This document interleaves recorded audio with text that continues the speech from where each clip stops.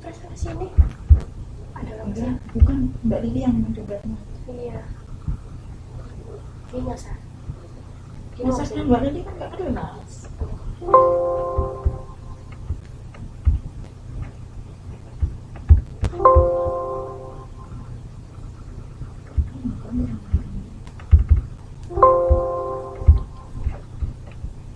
Menurut ahli yang lain juga itu adalah peralihan bahasa, ya, ke dalam bahasa sasaran. Contoh sasarannya adalah bahasa Indonesia, ya berarti dari Inggris bahasa sasarannya adalah ke Indonesia, gitu ya.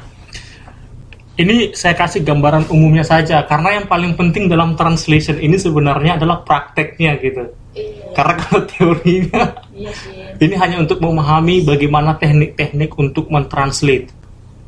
Karena kalau ada translation 1, translation 2 berarti ada tingkat, artinya tingkat topiknya itu ada yang easy, medium, ya kan? Kemudian yang high. Jadi tingkat kesulitannya berbeda-beda. Samalah seperti kita sekolah ada SD, SMP, SMA sampai ke perkuliahan. Semester ketiga kan semester pertama itu kosakatanya masih ini gitu. Benar. Kemarin tuh ya. Iya Miss Isan. Isi itu ya. Masih easy kan? Malah udah kayak misalnya construction and engineering kayaknya tuh benar-benar Iya. baru. Jadi harus Benar. benar-benar Dunia rajin beda. juga kamus. Benar. Nah, jadi kalau kita supaya ahli, kompeten di bidang translations, itu kita harus memiliki banyak sumber. Ya, jadi contoh nih kita lagi di kereta api, ini makanya harus ada motivasi yang tinggi untuk mempelajari bahasa Inggris. Kalau memang mau ahli gitu ya. Jadi contoh lagi di train, kan sekarang internet udah gampang tuh. Iya. Bahkan di sini lebih enak ya, cepat internet, kemudian ada iTaiwan yang gratis. Kita bisa download aja dari mana gitu, karena naskah-naskah untuk translation bisa kita ambil dari jurnal, dari koran, dari buku teks, atau dari ensiklopedia ya. Nah, jadi sumber-sumber itu pasti memiliki karakteristik yang berbeda-beda. Pastilah nggak mungkin topik antara ekonomi dengan sains itu pasti berbeda, gitu ya. Artinya semakin banyak topik yang kita cari atau yang kita lihat, pasti pengalaman kita berbeda-beda. Oh ternyata ini begini, dan kosakatanya pun akan semakin bertambah dan banyak. Dan semakin rumit dan semakin Semakin rumit pasti, apalagi kalau dia di akademik ya. Ini kan kita kan sudah sama-sama di akademik ini sekarang kan, makanya iya benar, nggak apa-apa, pelan-pelan gitu, pelan-pelan. Kemudian dari topik-topik itu kita akan mengenal perbedaan-perbedaan setiap topik ya, isinya. Proses tahapan menerjemahkan katanya gitu ya. Itu ada pertama mengenali naskah. Ini naskahnya apa sih, ekonomi kah, sosial, budaya? Contoh nih macam kita tertariknya sama budaya, contohnya gitu. Berarti ini kita kenal dulu topiknya, naskahnya tentang apa sih? Tentang budaya. Budaya apa gitu kan? Baru nanti pasti isi kosakatanya tentang budaya. Gitu ya. Kemudian kita membuat analisisnya apa sih? Contohnya analisis ini seperti tensisnya. Tahu tensis ya, sudah belajar structure kan? Makanya sih saya sebenarnya iya, saya paham. Kalau belajar mengenai translation, saya nggak bisa lagi mengajarkan mengenai structure karena waktu kita singkat. Artinya kan sudah ada juga mata kuliah structure. Iya. Gitu ya.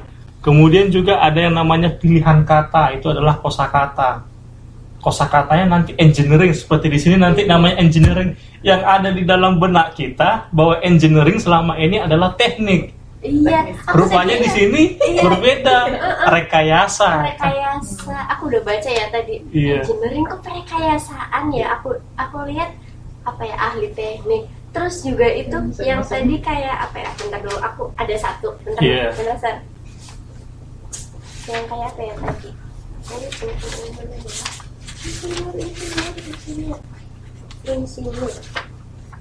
Engineer.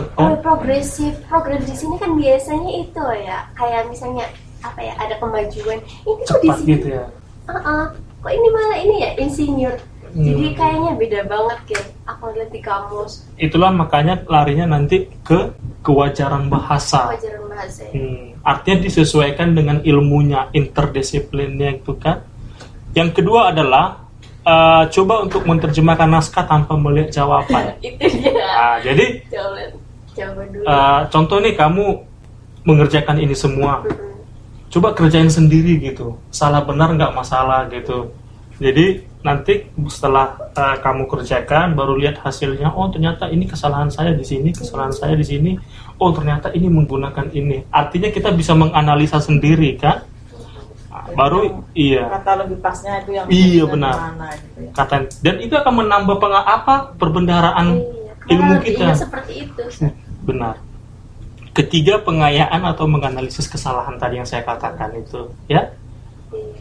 Oke, kira-kira saya terlalu formal ngajarnya. Oh enggak, biasa aja. Oke, jadi ini hanya berdasarkan buku atau teori ya. Tapi yang mau saya sampaikan di sini adalah translation itu tergantung pada kebiasaan kita, seberapa sering kita membaca. Jadi seperti di Jawa Timur kan Ibu Risma sekarang lagi gemar membaca untuk anak-anak. Kita juga gitu, gemar membaca, berarti akan lebih banyak melihat masalah, terutama di bahasa Inggris. Apalagi dia kalau untuk akademik ya. Oke. Kita coba satu lah dulu ya. Kita masuk ke tas 1. Ada kira-kira pertanyaannya? Saya rasa ada. Tidak ada ya. Coba kita lihat ke tas 1 ya. Itu mengenai manufacturing engineering.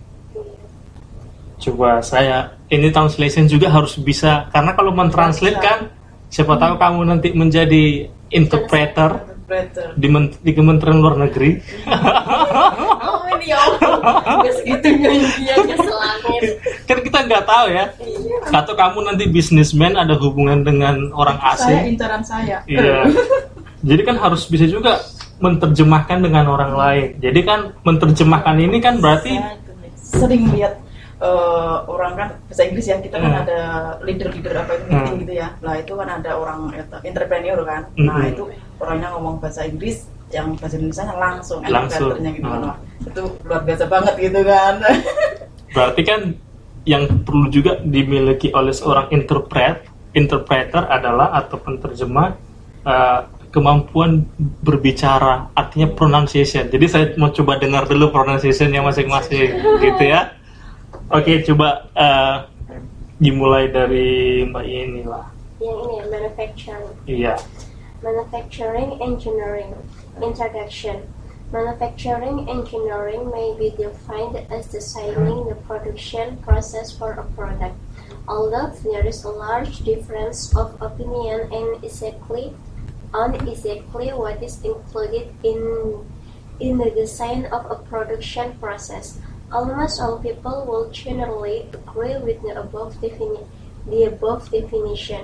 Production or manufacturing engineering includes all considerations pertaining to the process of production. This includes such functions as the following. Oke, stop. Lanjut, Mbak. Mbak Astrid. Sama juga ya, Mister. Yang satu, lanjutnya. Evaluating.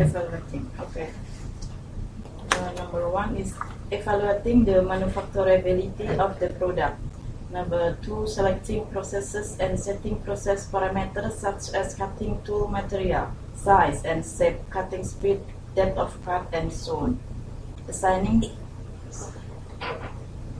Number 3, designing work holding device, jigs and factor to secure and control the position of the workpiece during manufacture.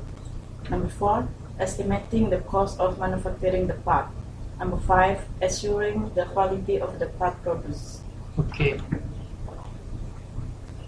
Bagus. Tadi yang salah mainannya. Ada tadi yang salah-salah Ini ya. Seperti itu yang fixtures, manufacturers, workpiece bukan ya, workpiece. Workpiece ya. Iya. Workpiece. And so on.